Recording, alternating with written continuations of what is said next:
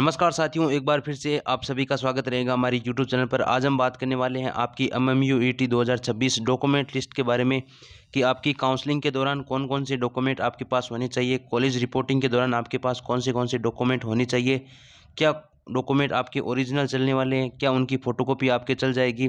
जो भी आपकी एमएमयू यूनिवर्सिटी की तरफ से जो भी न्यू गाइडलाइंस आई है, जो भी देखने को मिला है, वो तमाम प्रकार की जानकारी आज के इस वीडियो में हम करने वाले हैं। अगर आप हमारे चैनल पर पहली बार विजिट कर रहे हैं तो चैनल को ज़रूर सब्सक्राइब करिएगा और हमारे टेलीग्राम चैनल को जुड़ना ना भूलिए, जिसका लिंक इस वीडियो के डिस्क्रिप्शन में दे रखा है। तो यहाँ पर हम सबसे पहले देखते हैं आपकी जो काउंसलिंग प्रक्रिया है वो कब से स्टार्ट हो जाएगी। तो यहाँ पर हम बात करें आपकी काउंसलिंग प्रक्रिया के बारे में। तो काउंसलिंग प्रक्रिया आपकी 2nd and 4th week of अगस्त के में आपकी काउंसलिंग प्रक्रिया है वो स्टार्ट होने की यहाँ पर पूरी संभावना है। तो आपको 2nd वीक की हम बात देख रहे हैं तो आपकी 15 तारीख से, या तो आपकी 15 तारीख से पहले स्टार्ट हो जाएगी या आपकी 15 अगस्त के बाद आपकी काउंसलिंग प्रक्रिया वो स्टार्ट हो जाएगी। तो ज़्यादा संभावना यही है कि आपकी जो काउंसलिंग प्रक्रिया वो 15 तारीख के बाद है, वो स्टार्ट होने वाली है। तो आपके पास अभी तक आपके पास दिन है, 15-16 दिन अभी तक है आपके पास। जो भी आपके डॉक्यूमेंट मैं यहाँ पर बताऊँ रहा उनमें से आपके कोई रिमेनिंग डॉक्यूमेंट रह रहा है तो आप ज़रूर बना लीजिए, क्योंकि अगर आपने किसी भी एक छोटे से छोटे डॉक्यूमेंट में भी गलती कर दी या आपने वो नहीं बनवाया तो आपका एडमिशन है वो 2026 में नहीं होगा। तो कौन कौन से ऐसे डॉक्यूमेंट है उसके बारे में भी बात करेंगे। तो यहाँ पर हम बात करें आपकी जो एमएमयू ईटी 2026 है उसका एंट्रेंस एग्ज़ाम आपका कंडक्ट हुआ था। उसमें आपकी जो बीएससी नर्सिंग के लिए होगा अब काउंसलिंग होगी, अब अलाइड एंड हेल्थ कोर्स के लिए जिसमें आपके पैरामेडिकल बीपीटी के कोर्स आते हैं। इसके बाद आपके फार्मेसी के लिए काउंसलिंग प्रक्रिया ये होगी। इसी प्रकार से अब हम बात करें आपके इंपॉर्टेंट जो टॉपिक आज का रहने वाला है हमारा जो डॉक्यूमेंट के बारे में कि क्या क्या कौन से डॉक्यूमेंट आपके पास होने चाहिए। तो मैं आपको बताऊं कि आपको 3 सेट अपने डॉक्यूमेंट के तैयार करने हैं। एक सेट ओरिजिनल डॉक्यूमेंट का और 2 सेट आपके फ़ोटोकॉपी डॉक्यूमेंट, या आप बोल सकते हो जो भी सेकंड हैंड कॉपी बोल सकते हैं। यहाँ पर जो ओरिजिनल डॉक्यूमेंट है वो तो आपको जो भी कॉलेज अलॉट होगी उसमें आपके ओरिजिनल डॉक्यूमेंट और इसी के साथ आपका एक जो आपने फ़ोटोकॉपी कढ़ाई है वो कॉलेज वाले आपको यहाँ पर जमा कर लेंगे। तो यहाँ पर जो भी जितने भी आपके ओरिजिनल डॉक्यूमेंट है वो कौन से लगने वाले हैं वो भी हम बात करने वाले हैं। तो आपको जो भी जितने ओरिजिनल डॉक्यूमेंट और आपके एक सेट जो कि फ़ोटोकॉपी का सेट है वो आपको कॉलेज में जमा कराना पड़ेगा, और एक सेट है वो आपको अपने पास रखना पड़ेगा। जो भी कोई भी 4 साल में अगर आपको चाहिए तो आप उन फ़ोटोकॉपी से काम है वो ले सकते हैं।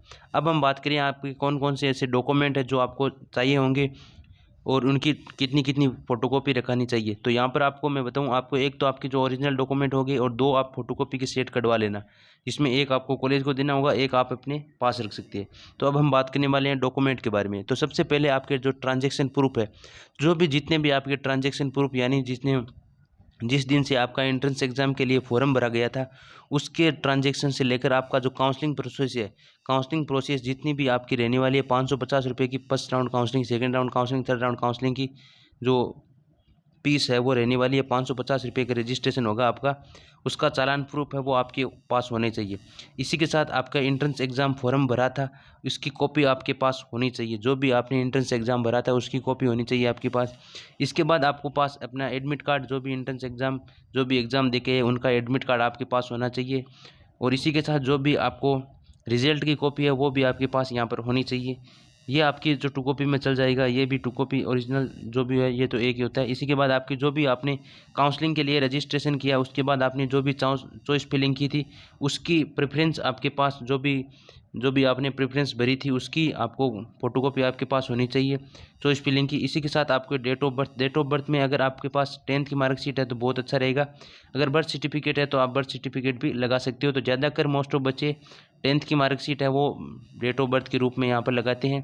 तो आप यहाँ पर 10th की मार्कशीट को प्रेफरेंस दें और इसी को साथ लेके जाइए, वो भी आपकी ओरिजिनल होनी चाहिए। इसी के साथ आपके जो भी 12th की मार्कशीट है वो भी ओरिजिनल होनी चाहिए। इसी के साथ आपके 3 जो फ़ोटो आईडी है उसकी कॉपी होनी चाहिए, जिसमें सबसे ज़्यादा बच्चा आधार कार्ड को यूज़ करते हैं। अगर आपके पास आधार कार्ड नहीं है तो driving licence, PAN card, voter ID ये भी आप यूज़ कर सकते हैं। इसी के साथ आपके पास 10th आपके पासपोर्ट साइज़ फ़ोटो होनी चाहिए। फ़ोटो कौन सी होनी चाहिए? फ़ोटो आपने जो भी एंट्रेंस एग्ज़ाम में लगाई थी वो फ़ोटो आपके पास होनी चाहिए, जो कि रिसेंट की फ़ोटो होनी चाहिए। इसी के साथ आपके पास अपना डोमिसाइल सर्टिफिकेट होना चाहिए। इसी के साथ कास्ट सर्टिफिकेट आपके पास होने चाहिए, यानी मूल निवास और जाति प्रमाण पत्र आपके पास होने चाहिए। और अगर आप पीडब्ल्यूडी के कैंडिडेट है तो आपके पास पीडब्ल्यूडी सर्टिफिकेट आपके पास होना चाहिए। अब हम बात करें कि कास्ट सर्टिफिकेट है वो कितना ओल्ड चलेगा कैटेगरी के लिए। अगर आपकी कैटेगरी 80 और ST है तो आपके लिए 10 साल तक ओल्ड का जो भी कास्ट सर्टिफिकेट है वो चल जाएगा। इसी के बाद EWS कैटेगरी है, तो EWS कैटेगरी में स्पेशल रूप से आपकी अप्रैल 2027 जो भी आपका 2026 है उसके बाद का बना होना चाहिए।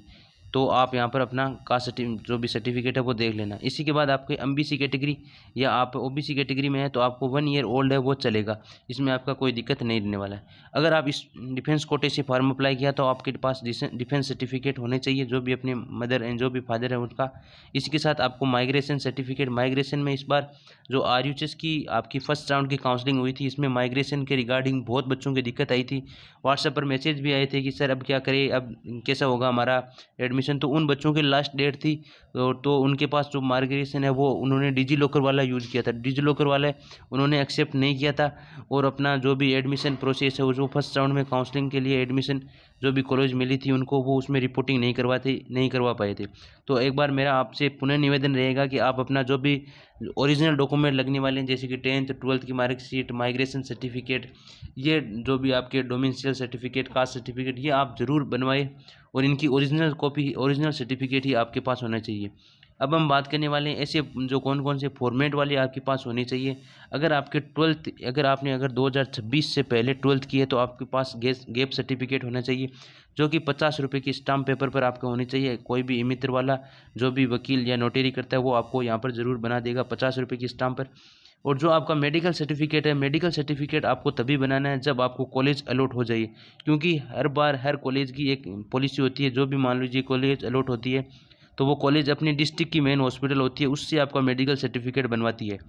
तो ये प्राइवेट कॉलेजों में तो कम चलता है, आपकी जो गवर्नमेंट कॉलेज है उसमें आपका इसकी बहुत अहमियत रहने वाली है। तो आप जो भी गवर्नमेंट कॉलेज आपको अलॉट हो तो उस गवर्नमेंट कॉलेज के जो भी हेल्पलाइन नंबर है उससे आप पूछ लेना कि सर जो भी हम मेडिकल सर्टिफिकेट है कौन सी हॉस्पिटल से बनवा के लाए, ये ज़रूर पूछ लेना। इसके बाद आपको अंडरटेकिंग है वो भी आपको अच्छी तरीके से जो फॉर्मेट है वो मैं आपको टेलीग्राम पर प्रोवाइड कर दूंगा। अगर आपको टेलीग्राम पर जुड़ना है तो इस वीडियो के डिस्क्रिप्शन में इसका लिंक दे रखा है। इसके साथ आपका बॉन्ड सर्टिफिकेट भी लगने वाला है, बॉन्ड सर्टिफिकेट जो कि 500 रुपये की स्टाम्प पेपर पर बन जाएगा। इसके बाद एंटी रैंकिंग बनाने वाले हैं, वो भी आपके बन जाएंगे 50 रुपये पर, नो कि 500 रुपये पर, ये आपके 50 रुपये में बन जाएंगे। 2 एंटी रैंकिंग बनाने हैं 50-50 के।